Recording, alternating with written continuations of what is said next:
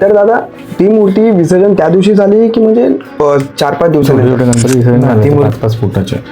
मग तो खड्डा आय थिंक 13-14 फूट डीप होता तेवढा. मग त्याच्यामुळे आपण एखादा विचार केला असता की बाबा आपण एकटे नाही जात, आपल्या बरोबर 100 लोकांची आपण पोटं खराब करतोय किंवा त्यांच्या पोटावर पाय मारतोय, ह्या लोकांनी विचार नाही केला. यांची ईर्ष्या एकच होती की माती पीओपी करत बसला आणि त्याच्या मूर्ती. त्याच्यानंतर नेपेन्सी रोडचा विघ्नहर्ता, नेपेन्सी रोडचा राजा, त्याच्यानंतर असे बरेचसे गणपती होते की आता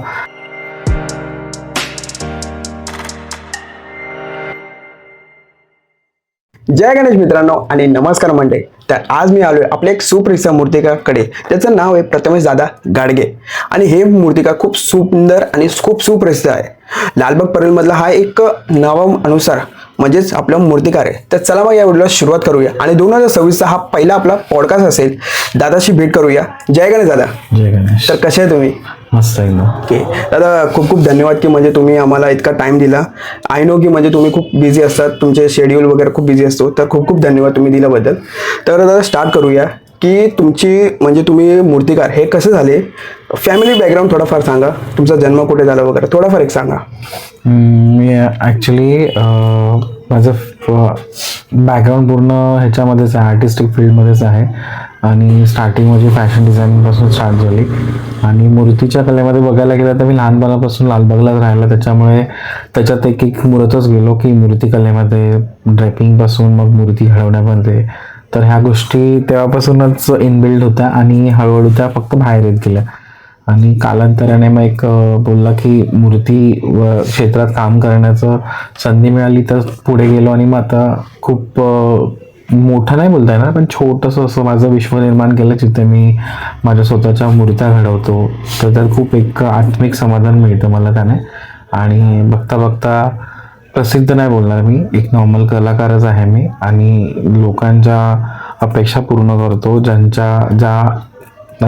त्यांच्या नजरेतून आम्हाला दिसतात की प्रत्येक गोष्टीमध्ये मूर्तीमध्ये त्या अपेक्षा पूर्ण करणं हाच देवाने आपल्याला घडवलेला एक बोलतात ना की त्यासाठीच देवाने घडवलं असेल, म्हणून आता तो वारसा मी पुढे नेत आहे. ओके दादा, तुम्ही ॲज अ मूर्तिकार हे म्हणजे इयरमध्ये झाले आणि तुमचा पहिला मंडळ कोणता होता?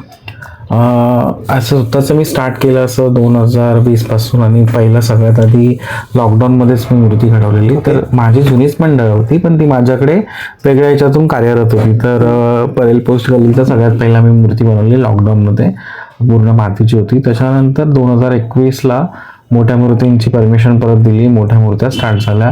तर तेव्हा मी मला वाटतं कामाटीपुराचा महागणपती, त्याच्यानंतर मुंबईचा मोरया, त्याच्यानंतर धारावीचा इच्छापूर्ती, त्याच्यानंतर नेपेन्सी रोडचा विघ्नहर्ता, नेपेन्सी रोडचा राजा, त्याच्यानंतर असे बरेचसे गणपती होते की आता इतक्या सगळ्या मंडळांची नावं नाही घेऊ शकत मी. तर कुंभारवाड्याचा सम्राट एक. तर असे करता करता खूप सारे नवीन मंडळ येत गेली जात गेली. तर त्याच्यामध्ये काम करतानाही मजा आली, खूप साऱ्या गोष्टी शिकायला मिळाल्या. आणि दुसऱ्यांकडे करत होतो तोपर्यंत ती गोष्ट वेगळी होती, पण जेव्हा आपण स्वतः करतो तेव्हा खूप गोष्टी आपल्याला समजतात, कळतात. आणि खूप रिस्क आहे ह्याच्यामध्ये आणि काम करतानाही खूप मजा येते. ओके दादा, मी असं बघितलं की जेव्हा मूर्ती जेव्हा रेडी होते तेव्हा तुम्ही एक इमोशनल असतात. आगमनाच्या टायमाला मी तुम्हाला खूप बघितलंय, तुम्ही कोणाशी बोलत नाही, म्हणजे गपचूप एक साईडला तुमचं ऑफिसमध्ये गप्पा असतात, काही बोलत नाही, एकदम शांत बसतात. आणि असं मी फील केलं की तुम्ही एक म्हणजे बोलतात ना एक इमोशनल अटॅचमेंट असतं आणि तुम्ही एक रडला पण आहे कधी कधी. तर एक आम्हाला थोडंफार सांगा की त्या पाठची काय भावना असते तुमच्या? कसं असतं ना ते की वर्षातून 1-3 महिने आम्ही गणपती कारखान्यात सतत असतो. आणि गणपती बाप्पाशी काम करताना जेव्हा मूर्ती रूपात ते आमच्याकडे असते तेव्हा असं आम्हाला वाटत नाही की आमच्याकडे मूर्ती आहे. जेव्हा ती मूर्ती पूर्ण घडते, बनते, त्याला कलर होतात, वस्त्र घातले जातात, तेव्हा ती मूर्ती बोलतात की त्याच्यामध्ये पूर्ण प्राणप्रतिष्ठापना झाल्यासारखाच फील आम्हाला येतो. तिथे असं एक शक्ती वावरताना दिसते की असं वाटतं की आम्हाला मूर्ती नाही की आमच्या घरचा सदस्य कोणतरी जात आहे. आणि इतकी मेहनत करून, इतक्या गोष्टी करून जेव्हा ती वस्तू जाते ना, म्हणजे ती मूर्ती नाही, एक मनुष्य आमच्यातून किंवा एक देह आमच्यातून जातो, भलेही तो कुठेतरी स्थापन होणार असतो तर त्याचं विसर्जन तर होणारच असतं. ती वस्तू आपल्याला, तीच घडवलेल्या मूर्ती आम्हाला पुन्हा बघायला मिळणार नसते विसर्जनानंतर, त्याचे फक्त फोटोज राहणार.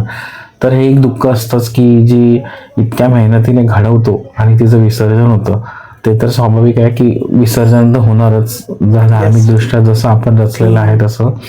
तर एक वेगळाच तेव्हा म्हणजे बोलतात ना की वातावरण असं की ती मूर्ती निघून जाणं, मग ती जागा खाली होणार, मग त्या सगळ्या गोष्टी हळूहळू कमी होत जाणार. म्हणजे 3-4 महिन्याचा जो कालावधी असतो तो खूप वेगळा असतो आणि सगळी कामं बाजूला सोडून आपण एकनिष्ठ त्या मूर्तीसाठीच होतो फक्त. आणि तो क्षण थोडासा भावनिक होतोच की एक मूर्ती नाही तर एखादा, मी बऱ्याच वेळा सांगितलं की एखाद्या लहान मुलासारखं आम्ही त्याला घडवत असतो. एक छोटंसं बाळ लहानापासून एखाद्या गोळ्यापासून त्याची निर्मिती करण्यापर्यंत त्याला पूर्ण अवयव पासून, म्हणजे एक 9 महिने जसं बाळ आईच्या पोटात तयार होतं तशाच प्रकारे आम्ही त्याला घडवतो. त्यामुळे त्याचा आमचा त्या देवावरती खूप, म्हणजे गणपतीवरती खूप जीव जडलेला असतो. आणि जसं आईला वाटतं की आपलं बाळ कोणतरी घेऊन जातं, तसंच त्यावेळेची सिच्युएशन असते की आम्ही तो गणपती बाप्पा कोणाला तरी देतोय, असं म्हणजे आपलं काळीच काढून देतो असं होतं. पण ठीक आहे, दरवर्षी तो परत रिमाइंड होतच असतात त्या गोष्टी. त्यामुळे तो थोडासा क्षण असतो की थोडासा डोळे भरून येतात, नको वाटतं. पण मी मोस्ट ऑफ शांत असतो, स्तब्ध असतो गणपती बाहेर जाईपर्यंत कारखान्याच्या, आणि थोडंसं स्टेबल होतो. पण ठीक आहे, पुढच्या वर्षी बाप्पा येईलच अशी आशा असते आणि ती चाऊल ठेवून मग आपण त्याला निरोप देत असतो त्यावेळी. ओके दादा, मी यावर्षी म्हणजे पीओपी बॅन खूप मोठा किस्सा झाला होता, मॅटर म्हणजे मुद्दा झाला होता. आणि मी असं बघितलं की मलाड मागेचा गणराज यामध्ये तुम्ही उभे होते रात्री किंवा 2:12पर्यंत होते. खूप मोठा विसर्जनचा प्रॉब्लेम झाला होता. सो मी असं बघितलं की खूप प्रेशर आलं होतं मूर्तिकारवरती, बिकॉज जूनमध्ये तुमचा डिसिजन आला होता. सो एका महिन्यामध्ये इतकी सारी मूर्ती बनवायचं म्हणजे खूप डिफिकल्ट होतं. सो तुम्ही कसं टॅकल केलं, काय होतं आणि त्याच्या पाठचे काय प्रोसेस तुम्ही केलं? ऍक्च्युली कसं झालं की पीओपी बंदी जेव्हा दिली गव्हर्नमेंटने, तेव्हा ऍक्च्युली खूप शॉर्ट पिरियडवरती दिली आणि त्याच्यासाठी आमच्यातलेच काही लोक कारणीभूत होते की विचार नाही केला की त्यांनी एवढ्या सगळ्या लोकांचा उदरनिर्वाह त्याच्यावरती चालतोय. मग आपण एखादा विचार केला असता की बाबा आपण एकटे नाही जात, तर आपल्याबरोबर 100 लोकांची आपण पोटं खराब करतोय किंवा त्यांच्या पोटावर पाय मारतोय. ह्या लोकांनी विचार नाही केला. यांची ईर्ष्या एकच होती की माती पीओपी करत बसले आणि त्याच्यामुळे त्यांनी ती गोष्ट कोर्टामध्ये अपील केली. आणि ते 10-12 जण होते, तो कोण देवबाप्पा तर त्यांना बघेलच, आपण काय बोलायची गरज नाही. अख्खा बोलतात ना हिंदुस्थान रडला त्या गोष्टीसाठी. तर तुम्ही एका माणसाची नाही तर हिंदुस्थानातल्या अखंड माणसाची हाय घेतलेली होती तेव्हा. आणि कुठे ना कुठेतरी देव त्यांना उत्तर देईल याचं. आणि तेच उत्तर देवाने हेही देऊन दाखवलं की तुम्ही किती जरी विरोध केला तरी तो त्याचं विश्व निर्माण करण्यासाठी, पुनर्प्रस्थापित करण्यासाठी तो सज्ज आहे. तर त्या देवाशी तरी तुम्ही पुन्हा खेळू नका, आता मी हेच सांगेन त्यांना. आणि कुठेतरी गव्हर्नमेंटने पण ह्या गोष्टी खूप आधी करायला पाहिजे होत्या, ना की गणपती विसर्जनाच्या दिवशी. गणपती विसर्जन होऊन 5व्या दिवशी आय थिंक 7व्या दिवशी गणपती विसर्जनासाठी निघाल्या असताना त्या मिरवणुका थांबवून गणपती परत रिटर्न करणं. तर तुम्ही ह्या गोष्टीसाठी अभ्यास आधी पहिल्या डे 1 पासून करायला पाहिजे होतात. जर कृत्रिम तलाव करायचे होते तुम्हाला पहिल्या दिवशीच तुम्ही सज्ज करायला पाहिजे होतं. मंडळांमध्ये तुमचे हे रिपोर्ट द्यायला पाहिजे, त्याच्या आधी सुद्धा देऊ शकला असाल. गणपती बाहेर निघताना नाही करायला पाहिजे होतं. त्या खूप चुकीच्या गोष्टी घडलेल्या. आणि खूप सारे गणपती परत विसर्जनानंतर मंडपात जाणं म्हणजे खूप बोलतात ना की वाईट गोष्ट होती. एक काळा दिवस बोलता येईल आपल्याला त्याचा. आणि असंच बरेचसे मंडळ विसर्जनासाठी निघाले होते, काही मंडळ निघाली आणि काही मंडळांपर्यंत त्या गोष्टी पोहोचल्या नाहीत की ह्यांनी विसर्जन थांबवलं तिथे, हे आता समुद्रात विसर्जन करायला देत नाही तर आपण पुढे विसर्जन करणार आहे. तर तसंच मालाड मागेचा गणपतीही निघाला होता विसर्जनाला आणि विसर्जन करताना एका अंतिम टप्प्यापर्यंत पोहोचला होता. तिथपर्यंत पोहोचतानाच तिथल्या पोलिसांनी, स्थानिक पोलिसांनी त्यांना डिरेक्टली आले आणि एकदम बोलतात की आक्रोश करायला लागल्यासारखे ते सगळं करायला लागले. म्हणजे काही गोष्टी न समजवता. तर असं न करता, म्हणजे असं नाही की ते मंडळ गल्लीतलं छोटं मंडळ आहे किंवा म्हणजे मोठ्या मंडळांना वेगळी ट्रीटमेंट, छोट्या मंडळांना गणपती उत्सव आता सगळ्यासाठी सेमच आहे. तर हे न करता कुठेतरी व्यवस्थित समजून सांगितलं असतं. पण त्या मुलांचं एकच होतं की आम्हाला गणपती मारवेलाच विसर्जन करायचं आहे, कारण ज्यांनी तिथे हे केलं होतं तिथे टोटली गटराचं पाणी, घाणेरडं पाणी त्या सगळं त्याला टच होत होतं. आणि कोणत्या भक्ताला आवडेल की आपण बनवलेली मूर्ती गटराच्या पाण्यात निघून आपण विसर्जन करावं, म्हणजे त्याच ह्याच्यात त्यांची भावना होत होती. तर तिथे विसर्जन करा. आता दुसरी कृत्रिम तलाव होते, तर तिथे पण त्यांनी ऑलरेडी गणपती विसर्जन केलं होते. मग हा गणपती वरच्यावर राहील ही पण प्रत्येकाला असतेच ना, की आपला गणपती खोल बुडावा म्हणून किंवा असं. तर ही भावना पण होती. तर तेव्हा तिथे थोडासा आक्रोश झाला पोलिसांचा वगैरे, पोलिसांनी मारहाण केली, मुलांना 2-3 उचललं. मग त्यावेळी सिच्युएशन तितकी स्ट्रॉंग झाली होती. मी फक्त एकटाच होतो, माझ्यावर प्रशांत आणि सानिया सुर्वे होते. म्हणजे लालबागमधून मी गेलेलो, म्हणून प्रशांती मला बघितलं तर प्रशांती थांबला की म्हणजे की मला काय होऊ नये म्हणून त्या गर्दीत. तर तिथे सानिया सुर्वे पण होती, ती पण मला काय होऊ नये म्हणून त्या गर्दीत थांबलेले. तर त्यांच्या मंडळातली मुलं होती, पण मंडळातल्या मुलांना ऑलरेडी त्यांनी पकडून साईडला केलं होतं. मग त्या मंडळातल्या मुलांनी अर्धी मुलं त्या मुलांना सांभाळतात, अर्धी इकडे सांभाळतात. मग अशा वेळी मी लिटरली ट्रॉलीजवळ जाऊन थांबवलेलं की नका करू तसं. पोलिसांना पण थांबवण्याचा प्रयत्न करत होतो, पण पोलीस पण ऐकत नव्हते शांतपणे. मग जसं समजवलं की हा प्रशांत नाही, की ते पण एक पदाधिकारी आहेत पॉलिटिशियन्स मध्ये, त्याच्यानंतर अशा अशा मूर्तिकार आहेत, तसं पोलिसांनी स्टॉप केलं. थोडंसं नॉर्मल झाले आणि नंतर नीट बोलल्यावरती समजलं मग की तुम्ही विसर्जनासाठी बोलताय ना, जिथे कृत्रिम तलावात विसर्जन होते तिथे मूर्ती जर व्यवस्थित विसर्जन नाही झाली तर तीच मूर्ती तुम्ही परत घेऊन चौपाटीला न्यायची तयारी ठेवायची, जर तिथे तसा प्रकार झाला तर. आणि जी मुलं तुम्ही पकडले त्यांना उद्या सोडून द्या. मग त्या मुलांना समजावं लागलं. कधी कधी काय होतात की मंडळातली मुलं पण म्हणजे एक तर असं होतं की आपल्या हिंदुत्वावर कोणते आलं की प्रत्येकाला आक्रोश होणं स्वाभाविकच आहे ते. अशाच प्रकारे त्या मुलांनाही तेव्हा वाटलं की आपला गणपती चांगल्या पाण्यात विसर्जन, म्हणून त्यांनी त्यावेळी काही थोडीशी बाचाबाची झाली असेल, पण त्याच्यावरती इम्पॅक्ट पडू नये म्हणून मी सांगितलं की तुम्ही कोणती गोष्ट हातात घेऊ नका, आपण नम्रपणे पोलिसांशी बोलू. त्या मुलांनी ऐकलं आणि मुलांनी नम्रपणे पोलिसांशी बोलून ज्या मुलांना पकडलेलं त्यांना रिटर्न घेतलं आणि सांगितलं की तुम्ही आता आपण देवाची आरती करू आणि आपण पुढे मिरवणूक स्टार्ट करू. तर असा सगळा प्रकार घडला आणि ती मिरवणूक मग सुखरूपरित्या गणपतीची विसर्जन झाली. मग त्यावेळी मी असा विचार नाही केला की ही मूर्ती मी बनवली नाहीये, की मी कशाला पुढे जाऊ, नाही तर मला काय करायचं आहे, मला उद्या पोलिसांनी पकडलं तर, मला पोलिसांनी मारलं तर. माझ्या मनात हाच हेतू होता की मी पण एक गणपती भक्त आहे, मी सुद्धा गणपती घडवतो, माझ्यासाठी ती गणपतीची मूर्ती, तो गणपती सुखरूपपणे पाण्यात जाणं हेच माझं हे होतं. आणि त्याच्या व्यतिरिक्त कोणत्याही माणसाला इजा होऊ नये, कारण त्याच्यात माझे मित्र पण होते, त्या मित्रांनाही सुखरूपरित्या मला व्यवस्थित त्यांना मार्गस्थ करायचं होतं. तर हाच हेतू होता. मग तेव्हा मला बऱ्याच जणांनी की तुला काय झालं असतं, तुला मारलं असतं तर. पण अशा वेळी ऍटलिस्ट आपण हाच विचार करत बसलो तर तिकडे तोपर्यंत बोलतात ना की मरताना माणूस एखादा पाणी मागतो तर पाणी देऊ नये म्हणून आपण कसं द्यावं काय द्यावं करत तोपर्यंत मरून जाणार. पण त्याच वेळी जर आपण ऍक्शन घेतली तर काहीतरी आपल्याला पुढे करता येईल. तर अशा प्रकारे तो सगळा सिच्युएशन अजूनही आठवलं तरी खूप हे वाटतं. आणि कुठेतरी चांगलेही त्याचे फीडबॅक मिळाले, कुठेतरी वाईटही फीडबॅक मिळाले त्याचे. आणि जे चांगले मिळाले ते खूप चांगले आणि अजूनही लोक बोलतात. तर मी काही स्पेशल नाही केलं, मी माझं कर्तव्य केलं जेव्हा तिथे थांबायला होतं. कारण किराणी माझा मित्रच आहे, मूर्तिकार होता तो. आणि बरेचसे मूर्तिकार इकडे ह्या गणपतीजवळून निघून गेले, म्हणजे त्यांनाही कल्पना नव्हती की तिकडे अजून एक मूर्ती आहे. तर अशा प्रकारे तो सगळा सीन झाल्यानंतर मग मूर्ती प्रॉपररित्या विसर्जन केली मी आणि त्याच्यानंतर मग मी घरी आलेलो. तर दादा ती मूर्ती विसर्जन त्या दिवशी झाली की म्हणजे 4-5 दिवसानंतर? नाही, ती मूर्ती त्याच दिवशी विसर्जन झाली. म्हणजे रात्री त्यांनी ऑलरेडी कृत्रिम तलाव बनवले होते देवाच्याने, त्याच कृत्रिम तलावात प्रॉपर ती मूर्ती व्यवस्थितरित्या विसर्जन करण्यात आली. आणि ऑलरेडी तिथे 2 छोटे छोटे गणपती विसर्जन झाले होते 5-5 फुटाचे. मग तो खड्डा आय थिंक 13-14 फूट डीप होता तेवढा. मग त्याच्यामुळे त्या मूर्तीचं विसर्जन व्यवस्थित झालं. त्याच दिवशी विसर्जन केलं त्या लोकांनी. अच्छा. तर दादा तुम्ही ह्याचं भाद्रपदमध्ये पण मी असं बघितलं की कामाचा लोड खूप असतो आणि तुम्ही कधी कधी ना म्हणजे बांबूवरती पण चढतात. सो ह्याचं मूर्तिकार तुम्ही कसं वाटतं तुम्हाला, आणि जेव्हा तुम्ही काम करता तर एक काय भावना असते तुमची? कसं ना, आता आपलं काम आहे बोललं ते आपल्याला जाऊन ते बघणं गरजेचं आहे. त्याच्यामुळे मी लोकांना बरेच वाटतं इतका हेवी आहे मी करू शकत नाही, पण माझं त्याच्यात मी त्यात मुरलेलो आहे. खूप वर्षापासून काम केलं, त्यामुळे मला त्याची कसली भीती नाहीये.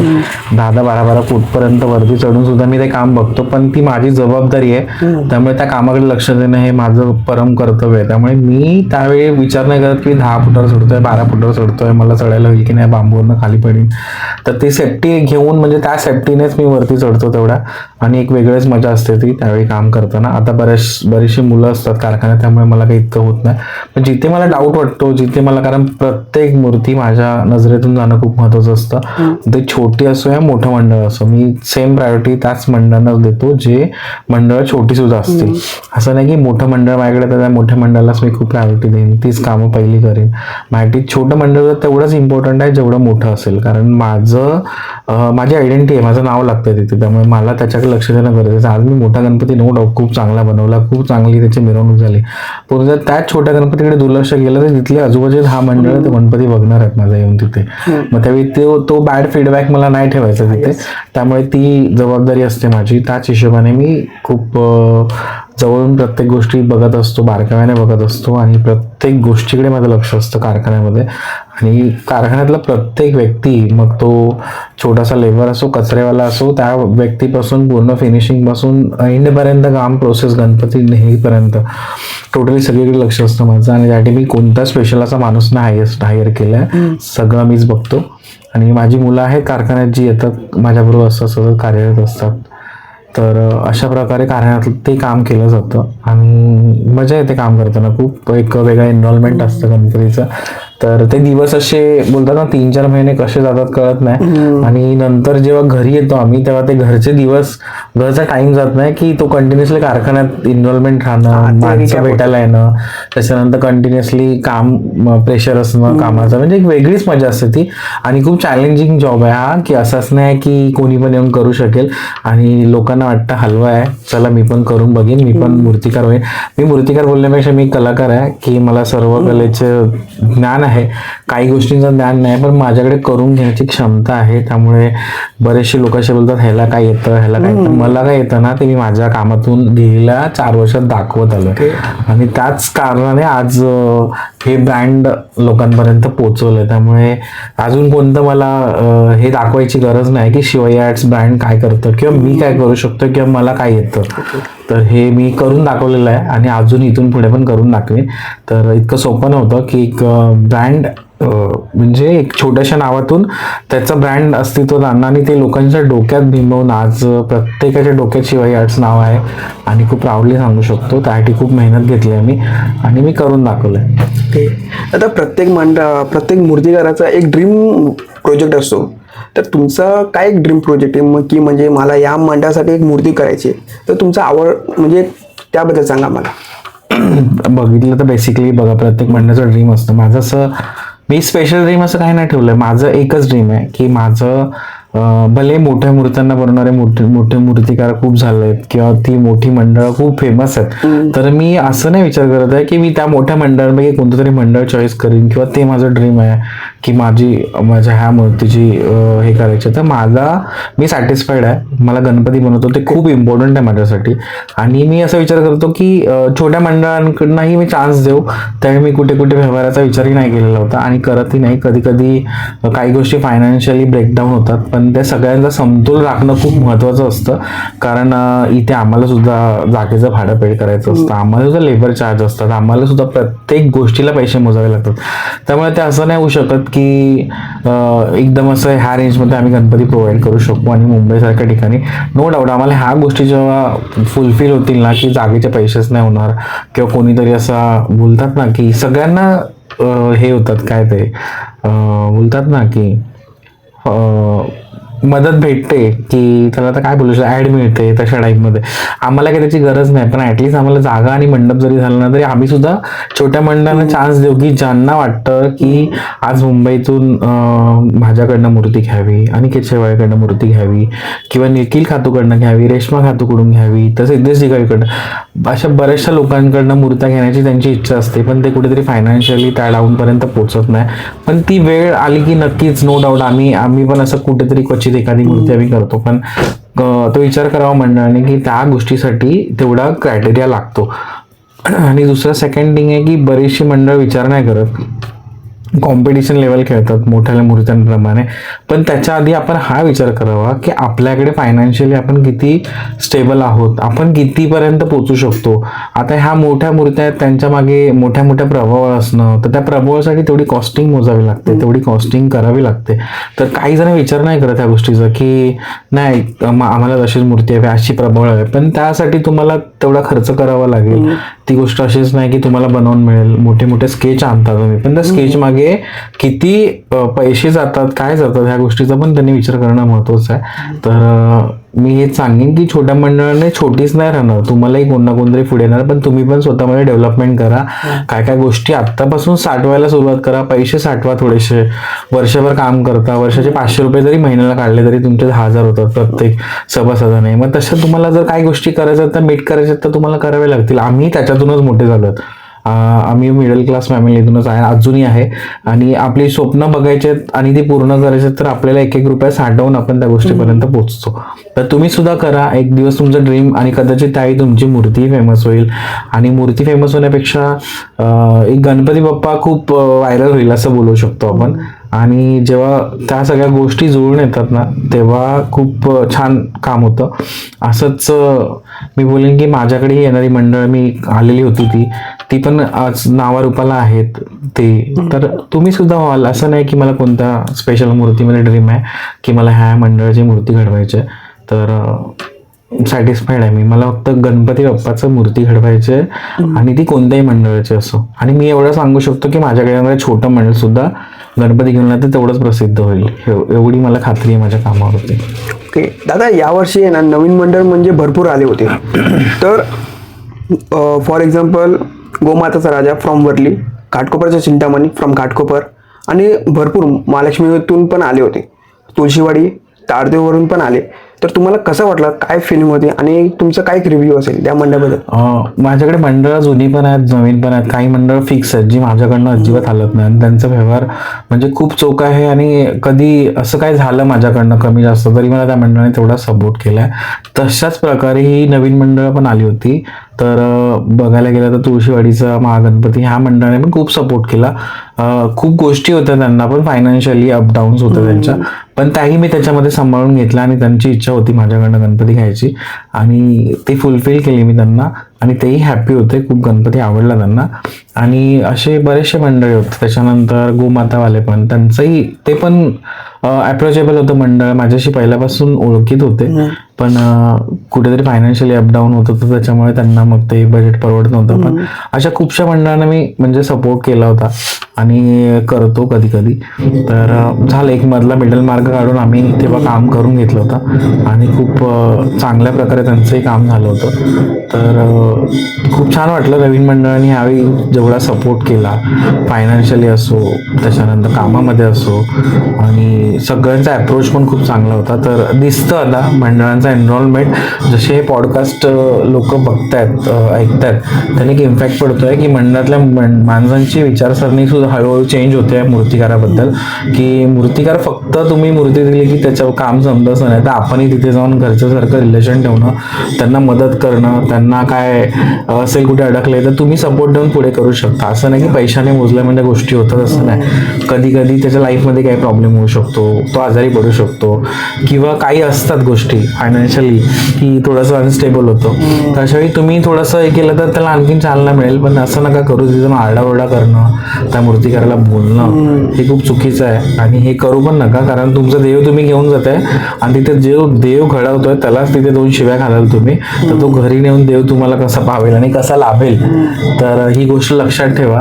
आणि आजकाल कसं झालं आहे की प्रत्येक मंडळात असं वाटतं की मी खूप मोठा आर्टिस्ट आहे, म्हणजे मंडळात कोण ना कोणतरी व्यक्ती असं असतो की ज्याला त्यालाच जास्त कळत असतं, आणि जो मूर्तिकार आहे त्याला काहीच कळत नाही. त्यामुळे अशा गोष्टी मला दिसण्यात आल्या यावर्षी, आणि खूप वाईट वाटलं की एवढी वर्ष आपण काम करून ह्यांच्याबरोबर ही लोक आपल्यावरती असं बोलतील आणि असं करतील.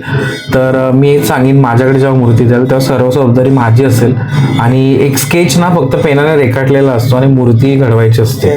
तर हे डोक्यात आधी काढून टाका की स्केच प्रमाणे मूर्ती सेम टू सेम बनेल, कारण स्केच पेनाने काढता तुम्ही आणि इथे मूर्ती तुम्हाला घडवायची हाताने, पूर्ण स्ट्रक्चर घडवायचं. तर त्याच्यात एकदम सिमेट्रिकल बनणार नाही की स्केल घेऊन बसाल. थोडाफार डिफरंट आहे ना, थोडाफार पण कदाचित जास्त बनेल, पण तो तुम्हाला सांभाळून घेणं महत्वाचं आहे. आपण स्केच कशासाठी बनवतो, तर एक आयडिया येण्यासाठी, रफली कसं दिसेल, कसं वाटेल, असं ना की ते मूर्तीच्या स्केच प्रमाणे तंतोतंत मध्ये झेरॉक्स मारून आम्हाला मूर्ती बनवावी लागेल. तर हे आधी डोक्यातून मंडळाने काढून टाकलं पाहिजे की एकदम स्केच प्रमाणे सिमेट्रिकल, सेम टू सेम, जसं जसे डोळे बिळे जसे जसे हात बनतील तसं नाही. इथे बनवणं सोपं आहे, स्केच रेखाटणं सोपं आहे, बनवणं डिफिकल्ट आहे. आणि स्केच फक्त एक माध्यम आहे की तुम्हाला त्या मूर्तीचा आराखडा कसा करायचा आहे. डायग्राम बोलला तरी चालेल की त्यासाठी आपण हा स्केच बनवतो. आजकाल स्केच ही प्रथा आहे की एक जस्ट बैठक कशी करता येईल, हाताचं हे पोझिशन कशी करता येईल, म्हणजे कसं वाटेल ते केल्यानंतर, ते एक रेखाचित्र असतं. तर ते इतकं मनाला लावून घेऊ नका की त्याच्याप्रमाणे तुमची सेम टू सेम मूर्ती बनेल. तर हाही खूप फीडबॅक बेकार येतात काय काय मंडळांकडनं. तर ही गोष्ट लक्षात ठेवावी. आणि स्पेशली मोठे मोठे जेव्हा स्केच घेऊन येतात प्रभाव आहे ऑल, तेव्हा तुम्ही त्याचं बजेट स्वतःच डोक्यात ठेवून यावं की प्रत्येक मूर्तिकार ते काय बोलेल.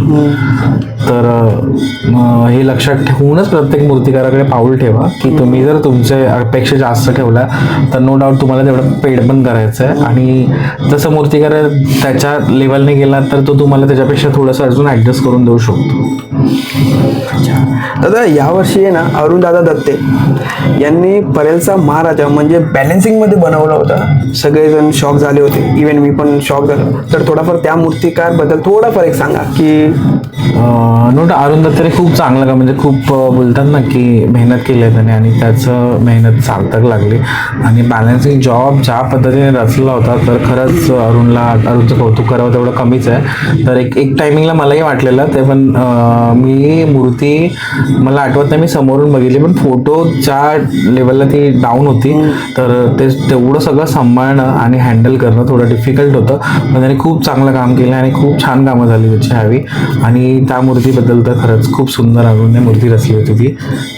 आणि शुभेच्छा त्याला कामासाठी पुढे अजून असंच आवडेल प्रत्येक मूर्तिकार पुढे जाताना बघितलेलं तर. आणि अरुणने खरंच मेहनत केली आहे. मी माझ्याच बरोबर सुद्धा कारखान्यात होते, मी बघितलंय आणि कुठेतरी खूप चांगलं पाऊल पुढे जात आहे. दादा यावर्षी अनिकेत दादा शिवाय म्हणजे यांच्याकडे मिनिमम एक लिमिटेड वेमध्ये हे मूर्ती बुक करत होते. खेतवाडीचा लंबोदर 8x7ची ट्रॉलीवर यांनी मूर्ती घडवली होती. 35 किंवा 25 फीटची मूर्ती घडवली. तर यावर्षी 2025 मध्ये खूप सारी मूर्ती आली होती. तर तुम्ही थोडाफार त्याबद्दल सांगा की म्हणजे अनिकेत दादा शिवाय खूप एक यंग मूर्तिकार एक पुढे जात आहे. अनिकेत शिवाय माझा एकदम खास मित्र, म्हणजे भाऊ बोलला तरी चालेल की भाऊच आहे माझा तो.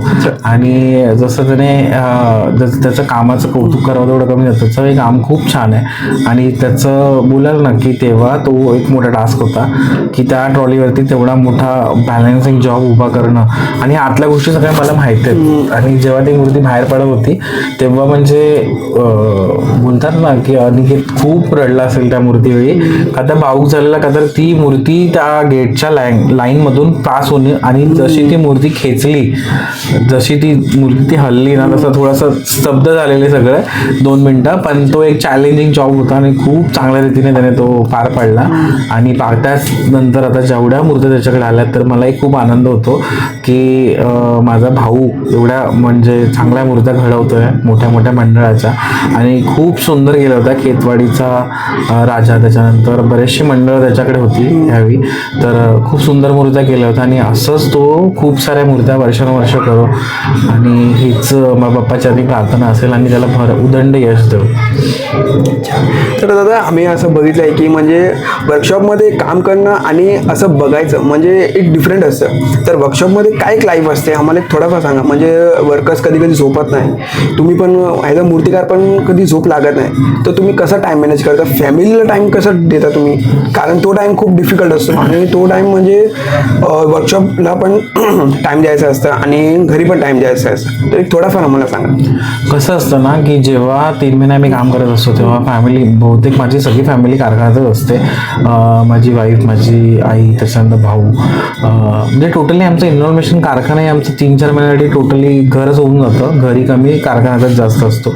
आणि मग त्यावेळी टाईम असं असतो की फॅमिलीकडे बघणं म्हणजे टोटली दुर्लक्ष होतं. माझ्या मुलीकडे, तिचं शिक्षण चाललंय, तिचं काय चाललंय काय नाही, टोटली डोक्यात तेच गोष्टी असतात की गणपतीची मूर्ती बनवायची आहे, त्याच्या पुढच्या सगळ्या गोष्टी सगळ्या मॅनेज करायच्या आहेत. आणि खूप मोठा टास्क असतो. कारखाना घडवणं सोपं नाही आहे. लोकांना वाटतं खूप भरपूर मूर्तिकाराचे पैसे कमवत असतील, तर नाही. त्याच्यामागे बऱ्याचशा मूर्तिकारांनी लॉसी बेअर केले आहेत. खूप सारे मूर्तिकार बोलतात ना की मोठा कारखाना असं स्थापित करणं म्हणजे इतकं सोपं नाही आहे की त्याच्यातून खूप साऱ्या गोष्टी शिकायला मिळतात. आणि मग ते काम करता करता कुठेतरी कारीगर, कुठेतरी लेबर आजारी पडतो, त्यावेळी तिथे काम फुलफिल करणं. आणि कुठेतरी मटेरियल कमी पडतं, कुठेतरी कॅश नसते, कुठेतरी पैशांचा फायनान्सचा प्रॉब्लेम होतो कधी. म्हणजे अशा प्रत्येक गोष्टीवरती ना प्रत्येक दिवशी एक वेगवेगळा टास्क हँडल करावा लागतो. आणि तो टास्क म्हणजे बोलतात ना की पूर्ण दिवस जातो त्याच्यामध्ये विचार करण्यात की काय करायचं, आता पुढच्या गोष्टी कशा करायच्या. आणि ह्या सगळ्या गोष्टी करताना बऱ्याचशा गोष्टी ॲडव्हान्समध्ये मॅनेज कराव्या लागतात की आता पुढे काय होणार आहे याचा अंदाज आता ऑलरेडी आम्हाला येतो की बाबा हा ही गोष्ट करायची आहे. मग ती गोष्ट आधीच 10 दिवस आधी फुलफिल करून ठेवणं, शस्त्र बनवणं, छोट्या छोट्या गोष्टी आहेत त्या ऐन टायमिंगला होत नाही, त्या गोष्टी आधीच फुलफिल करून सेटल करून ठेवणं. ह्या आता एक गोष्टी कळत जाणं त्याच्यामध्ये करताना थोड्या डिफिकल्ट होत होत्या. पण आता जितकं करत जाऊ ना तसं ते सोपं होत जातं. पण कितीही तुम्ही स्टँड बाय घेऊन कितीही व्यवस्थित केलं, किती स्ट्रीमलाईन केलं, तरी हा शेवटी कारखाना असतो. तो कुठे ना कुठेतरी मेस्टअप होऊन परत त्या गोष्टी होतातच थोड्याफार. आणि मंडळ बोललं तर लेबर माणूस आहे शेवटी. काम डे नाईट केल्यानंतर आजारी पडणारच. आणि आजारी पडल्यानंतर कुठेतरी त्याचा प्रभाव कामावरती पडतो. आणि मग कुठलं तरी काम एखादं थोडंसं कमी होतं किंवा जास्त होतं. मग ह्या गोष्टी सगळ्या बोलतात ना की कोणाचं तरी काम अर्धवट राहिलं, लोकांच्या मूर्त्या चांगल्या नाही झाल्या, तर त्याचा इम्पॅक्ट असा असतो की त्याचा लेबर आजारी पडलाय किंवा तो आजारी पडलाय. त्यावेळी तिथे काम करून घेणं आणि त्यावेळी एकदम एंडची मुवमेंट असते, सगळ्यांचं काम स्ट्रीमलाईन वरती असतं, तेव्हा कोणी कोणाला हेल्प पण करू शकत नाही. अशा पण सिच्युएशन येतात. मग त्यावेळी बोलला ना पूर्ण बोलतात की सगळं झोकून काम करावं लागतं आपल्याला, जे काय असेल ते. आणि फॅमिली टोटली त्याच्यामध्ये इन्व्हॉल्व असते डे नाईट.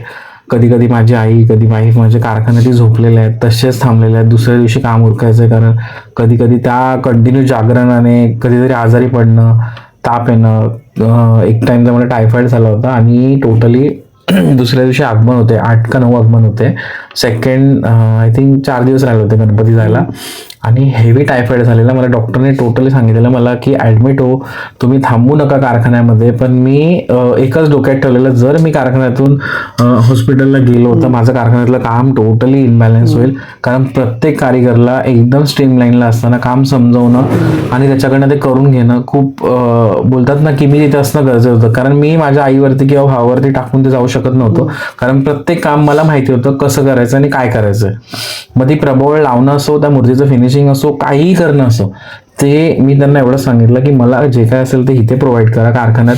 मी त्या बेडवर बसून माझं काम पूर्ण करीन. गणपती गेले ना कारखान्यातून, दुसऱ्या दिवशी मी ॲडमिट होईन. तर माझा मित्र सुद्धा डॉक्टर, त्यामुळे त्याने मला तिथे सलाईन लावली, इंजेक्शन्स दिले. आणि मी त्या बेडवरती झोपायचो, उठून बघायचो, काम समजवायचो, दुसरी कामं करून. असं करत करत माझे मित्र, माझे फॅमिली, त्याच्यानंतर माझे बरेचसे कर्मचारी, म्हणजे माझ्यावर जी काम करणारे कारखान्यात मुलं आहेत, त्यांनी मला त्यावेळी खूप सपोर्ट केला. आणि एक बोलतात ना की सगळ्या मूर्त्या व्यवस्थित त्या कारखान्यातून बाहेर पडल्या. त्याच्यानंतर मी ॲडमिट झालो. अशा प्रकारे एक जबाबदारी असते आपली त्यावेळी. म्हणजे जाऊन झटकून आपण घरी जाऊन बसू शकत नाही किंवा कुठे पळून जाऊ शकत नाही. आलेल्या प्रॉब्लेमला फेस करणं आणि ते त्यातून काहीतरी तोडगा काढून काम पुढे नेणं, ह्याला जबाबदारी बोलतात. आणि मी आतापर्यंत बरेचसे ऐकल्यात की बाबा काम थांबलंय, तो मूर्तिकारच पळाला. आता कुठेतरी आणखीन एक घटना घडली होती की कारखानाच टाकून पळाले. अशा बऱ्याचशा गोष्टी झाल्यात. मग त्यावेळी त्या माणसाने विचार करावा, बाबा त्या माणसांना सांगून, मंडळाला सांगून त्यांची मदत घेऊन आपण काम करू शकतो. आणि याच्यात चुकतं काय की होतं कधी की मंडळातल्या माणसांनी पण त्यांना मारहाण करणं, ह्या गोष्टी खूप चुकीच्या आहेत. मी मागे पण बोललेलो होतो. तर तुम्ही त्याच्यातून प्रॉब्लेम सॉल्व्ह करता येईल असं बघा. त्याच्यावरती तुम्ही तिथे आरडाओरडा कराल तर तो अनस्टेबल होणार आणि परत ते काम तुमचं निघून जाणार. तर मी ह्या गोष्टीनं कधी घाबरलेलं नाही आणि मी ना कधी घाबरत. तसंच मी काम स्टेबल करत पुढे नेलेलं आहे. आणि तुम्ही आजारी पडलात ना तर तुम्ही पूर्वनियोजन ठेवा आणि आपल्या ताटात जेवढं बसेल तेवढंच खा. मी तर पहिली गोष्ट सांगेन. बऱ्याचशा लोकांचं असं आहे की आपल्या ताटातून बाहेर सांडते तरी पण आपण काम तेवढं घेतो. मग एवढा ऑर्डर नका घेऊ. आपल्याला माहिती आहे ना आपण 20 ऑर्डर बनवू शकतो छान, आपण 15 ऑर्डर बनवू शकतो, तेवढंच घ्या ना तुम्ही. तुमची कॅपॅसिटी असणार 20 मूर्त्या बनवायच्या आणि तुम्ही घेणार किती 50 मूर्त्या, तर तुमचं ते कुठे ना कुठेतरी इनबॅलन्स होणार ना. आणि मग प्रत्येक गोष्टीला मर्यादा असते. माझ्याकडे तर बऱ्याचशा मूर्ती बॅलन्सिंगवाल्या मूर्त्यांचा माझा क्रायटेरिया वेगळा आहे, प्रबळवाल्या मूर्त्यांचा, स्पेशल जॉबवाल्यांचा. त्या फुलफिल झाल्या ना की त्याच्यानंतर आलेला एकही जॉब स्पेशल जॉबमध्ये मी घेत नाही. मग नॉर्मल मूर्ती असेल तर बाबा माझ्या हिशोबाने देईन, ती मिळेल तुम्हाला सॅटिस्फाय असेल तर मी देईन. पण त्याच्या व्यतिरिक्त एखादी मूर्ती मी एक्स्ट्रा घेत नाही की मला ती जमणार नाही, कारण मी त्याच्यासाठी प्लॅनिंग केलेलं असतं.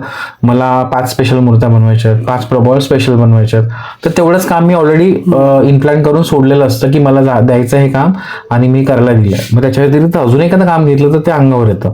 मग त्यापेक्षा ते घेऊच नाही आणि तेवढंच काम करावं. अच्छा, तर आता गोष्ट करूया की सिद्धेश दादा दिगोळे म्हणजे खूप चांगले मूर्तिकार आहे. बॅलेन्सिंग मूर्ती तुम्ही पण बनवतात, ते पण बनवतात. आणि यावर्षी मी असं बघितलं की गोड गणपती आणि खूप सारे गणपती मी असं बघितले खूप छान छान बनवले. तर त्या मूर्तिकारबद्दल एक थोडाफार सांगा. बिकॉज ते मूर्ती म्हणजे तो मूर्तिकार नाही, म्हणजे एक चांगला मूर्तिकार पण बोलू शकतो, चांगला मित्र पण बोलू शकतो. आणि यावर्षी त्याने चिंतामणी पण घडवलंय. सर एक थोडाफार आम्हाला सांगा. कसं असतं ना, आता ह्याच्याबद्दल बोलणं म्हणजे खूप डिफिकल्ट गोष्ट आहे. पण सिद्धेशी माझा खूप चांगला मित्र आहे आणि आम्ही आधीही काम केलं, म्हणजे एकत्र काम नाही केलं, पण आमच्या मंडळाची मूर्ती घडवलेली आहे सिद्धेशने देवीची, जपाच्या देवीची. आणि असं कार्यरत असणं, भेटणं वगैरे होतंच, व्हायचं नसतं. तर खूप चांगला आहे सिद्धेशचा स्वभावही, हेल्पफुल आहे आणि कधी काही लागलं तर हेल्प करतो नेहमी. आणि असतं आमचं म्हणजे बॉन्डिंग चांगलं आहे. तर कुठेतरी त्याचं काम खूप सुंदर आहे. सिद्धेश आणि मी एका सेम लेवललाच आम्ही काम स्टार्ट केलेलं आणि त्याच लेवलने आम्ही दोघंही तेवढ्याच लेवलला पुढे गेलो. म्हणजे त्याचं खूप छान वाटतं की कुठेतरी अप्स डाऊन नाही झाले की तो पुढे गेला आम्ही मागे गेलो. मी पण माझ्या रीतीने पुढे गेलो, तो पण त्याच्या रीतीने पुढे गेला. पण आज त्याचं कामाची प्रगती बघून खूप चांगलं वाटतं की खूप चांगल्या रीतीने काम करतो तो. आणि स्वप्न होतं त्याचं चिंतामणी बनवणं वाटतं. तर ते त्याच्याकडे जेव्हा आलं तेव्हा खूप चांगलं वाटलं. पण आपण बघितलंच आहे की मूर्ती सुंदर झाली होती आणि आता तर पुढे आम्ही असं बघायला बघितलं मिळेलच. की मंडळ येतात, मूर्ती बुकिंग करतात, पण मंडळाचे म्हणजे काय असं मी माझ्याकडे बघितलं असा की किस्सा घडलेला आहे. आधी मूर्ती बुकिंग झाली, ट्रॉलीवर करायची, त्यांच्या ट्रॉलीसाठी पैसे कुठेतरी असं मलाही वाटत होतं की आकाश काम जवळ कुठेतरी असं मनात असतं ना आपल्या की बाबा कसं होईल, काय होईल, कशा प्रकारे होईल.